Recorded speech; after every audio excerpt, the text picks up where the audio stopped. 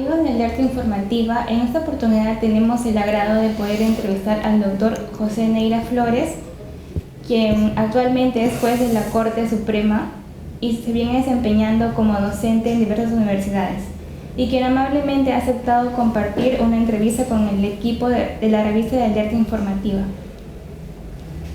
Buenas tardes, doctor Buenas José tardes, Neira Andrea. Flores. Le agradecemos por brindarnos uno de sus mayores aportes a la doctrina de sus conocimientos.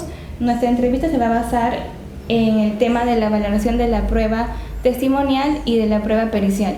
En un primer momento abordaremos las preguntas correspondientes a la prueba testimonial y posteriormente continuaremos con las preguntas de la prueba pericial. Muchas gracias, muy bien.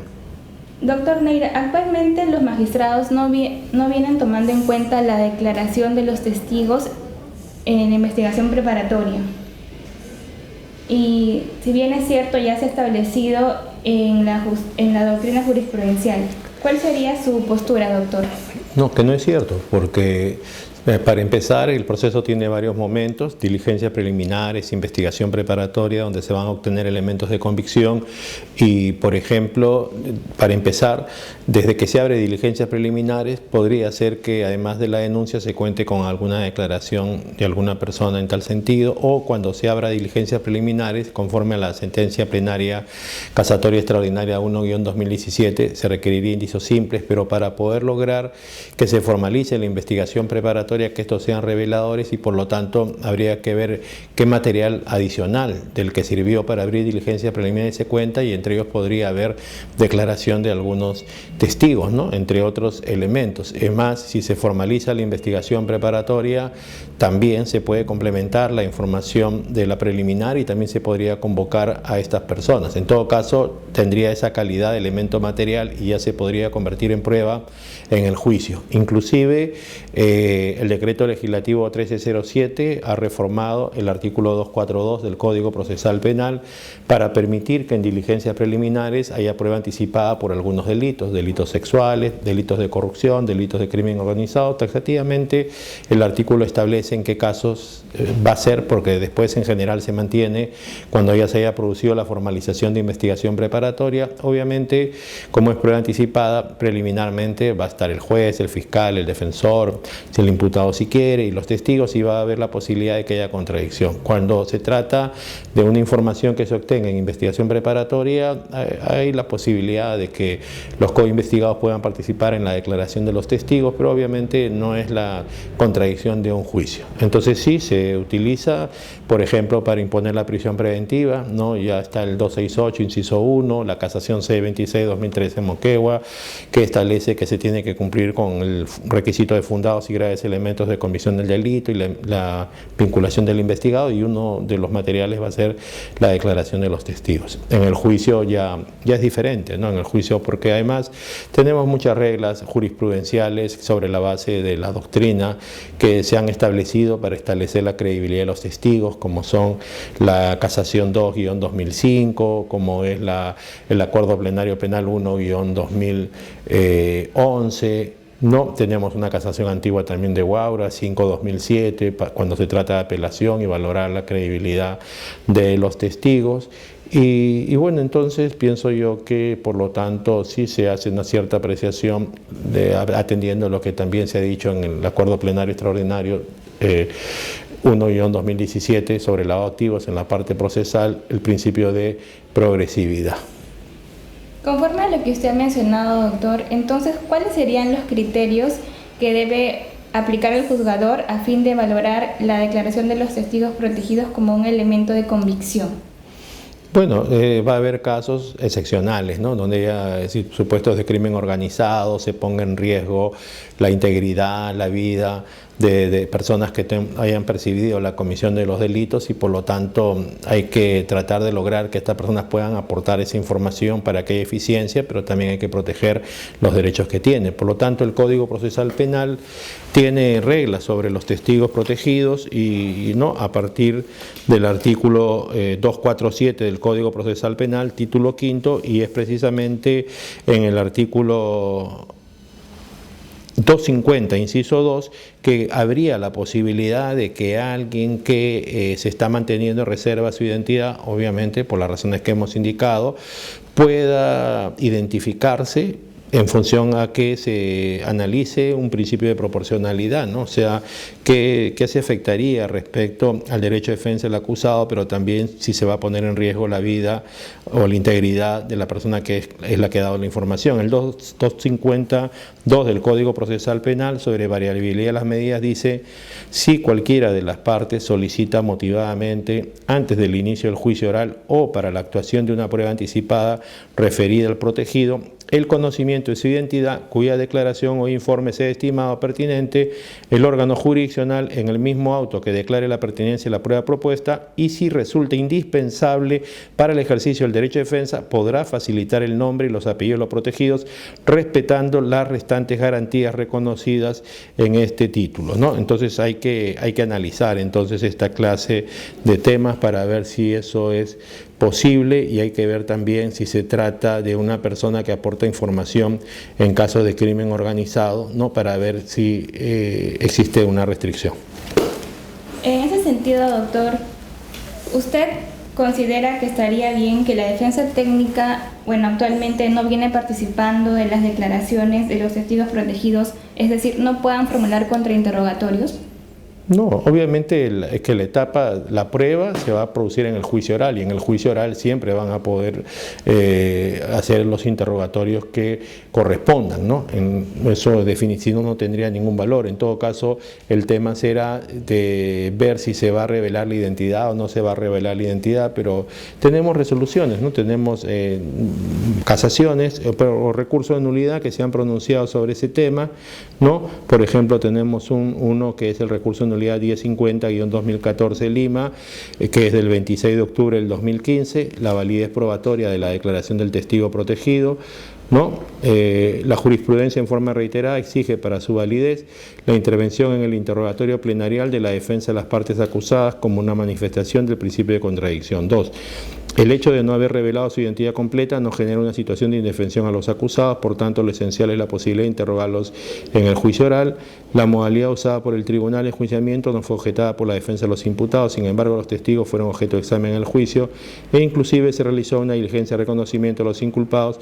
Su relevancia probatoria, por tanto, es admisible y viable, ¿no? Entonces, creo que hay una casación también, que el ponente ha sido el doctor Lecaros en ese sentido, y que tiene que ver con la disposición que anteriormente indiqué, 250, inciso 2, sobre el tema del levantamiento de la reserva. Entonces, creo que habría que evaluar. En todo caso, lo que yo sí estoy de acuerdo es que es testigo protegido porque no está investigado, no tiene la calidad de investigado, porque en todo caso esta persona sería un colaborador eficaz, ¿no?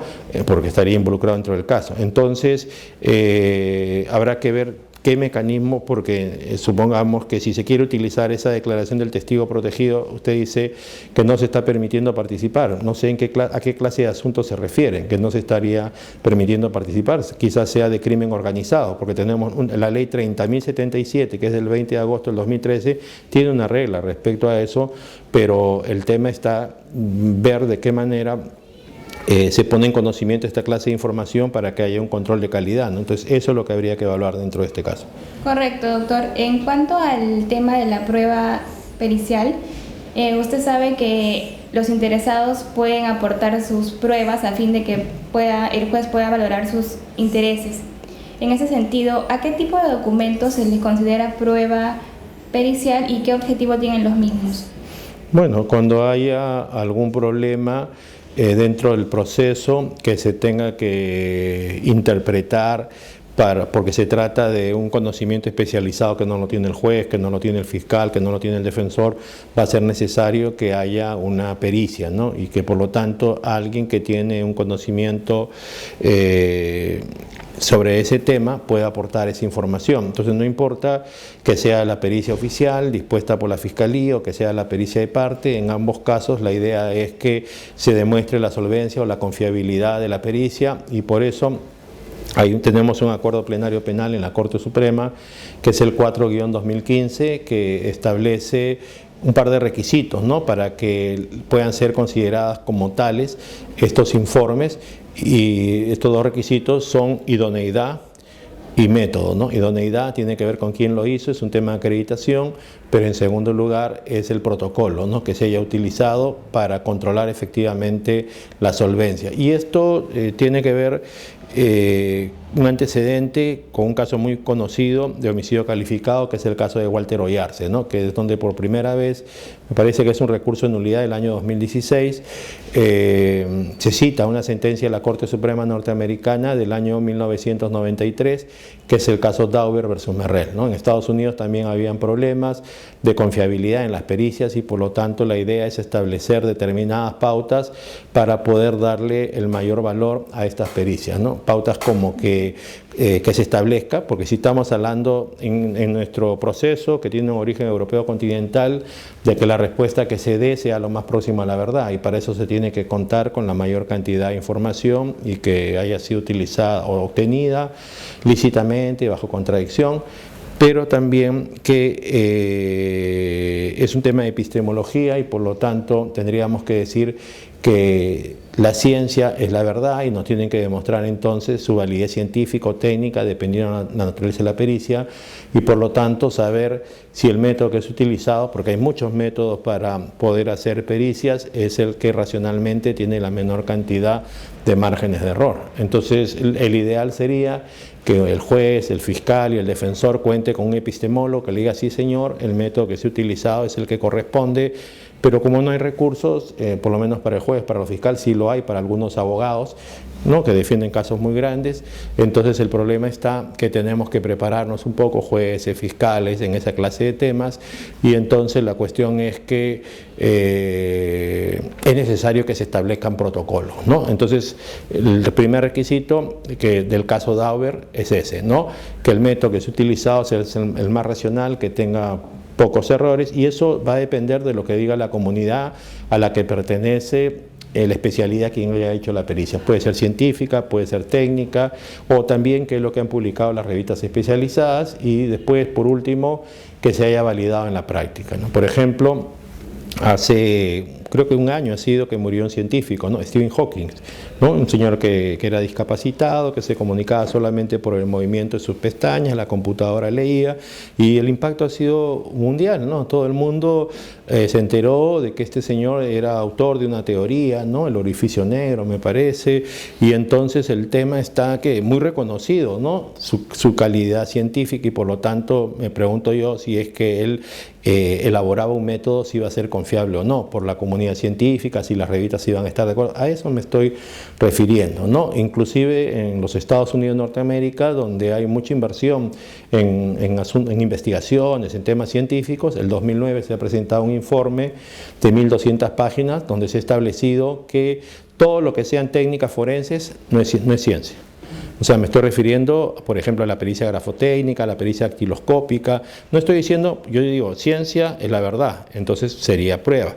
Pero si las pericias o técnicas forenses no son ciencia, no estoy diciendo que no valgan nada. En todo caso no valdrán como prueba, pero pueden valer como indicios y por lo tanto tiene que haber una corroboración. Como en el caso anterior, cuando usted me preguntaba de los testigos arrepentidos, el artículo 158 del Código Procesal Penal habla de colaboradores eficaces, habla de informantes y también entre otras formas también entrarían. Ellos siempre van a necesitar corroboración, ¿no es cierto? Porque el Código Procesal Penal al final nos exige que en la sentencia hay una valoración en forma individual y en conjunto, y entonces lo que vamos a tener que hacer en el caso de los testigos es aplicar reglas de la experiencia, reglas de la lógica, y en el caso de las pericias, además de esta también este criterio de conocimientos científicos o técnicos que tiene que ver con los componentes de la sana crítica, ¿no? Que es el sistema de valoración de la prueba. Entonces, como este tema de Dauber versus Merrell de los Estados Unidos de Norteamérica podría ser considerado requisitos muy altos en nuestro país, que en el Código Procesal Penal no se exige tener título profesional para hacer una pericia, sino que se tenga un conocimiento especializado, porque van a haber lugares en nuestro país que eso no sea así.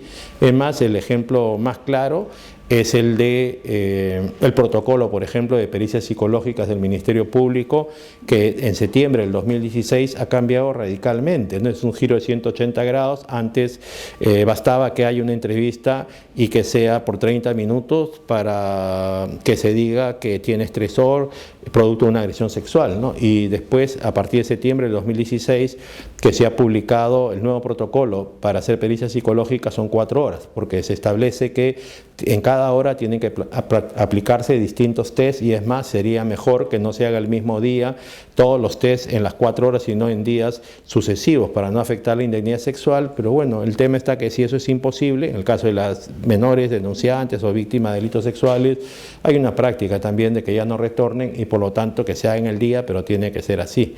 ¿Y por qué entonces es que se ha cambiado el protocolo en forma radical? Porque también tenemos instituciones internacionales que tienen un poder de autoridad científico, en este caso la OMS, ¿no? La Organización Mundial de la Salud estableció un protocolo, y eso se cita cuando se difunde el protocolo de pericia psicológica del Ministerio Público, y entonces esta, como también la de protocolo de medicina legal, que establece que no importa quién sea el que haga la pericia, porque no vamos a encontrar psicólogos del Ministerio Público, médicos del Ministerio Público. Es más, tampoco es posible que encontremos de salud, del Ministerio de Salud, en muchos lugares que hay en el Perú, fronteras de un departamento con otro, pero siempre va a haber un médico seguramente, pero va a haber un serumista. Entonces, un serumista, si el primer concepto que tenemos de perito es que sea experto y él recién se acaba de titular como médico, entonces que tendríamos que de plano decir usted no puede hacer ese diagnóstico cuando es el único que tiene el título profesional, aunque recién lo haya obtenido. Imagínate, creo que el que más sabe sobre el tema sería él, y por lo tanto, ¿qué pasa si a pesar de que es joven se ciñe estrictamente al protocolo, que el protocolo es el método científico para hacerlo? Además, que podría ser que, supongamos que no esté el serumista, pero sí, en todos los lugares seguramente va a haber un médico particular, un psicólogo particular. Por lo tanto, lo que dicen estos protocolos del Ministerio Público, de psicología o de medicina legal, que no importa quién lo haga, si se ciña al protocolo va a tener la mayor confiabilidad o solvencia científica, y creo que estamos avanzando en ese plano, ¿no? Correcto, doctor. Como mencionó hace unos momentos, las reglas de la lógica, la ciencia y las máximas experiencias, ¿de qué manera influirían en el criterio del juez a fin de poder valorar el dictamen pericial?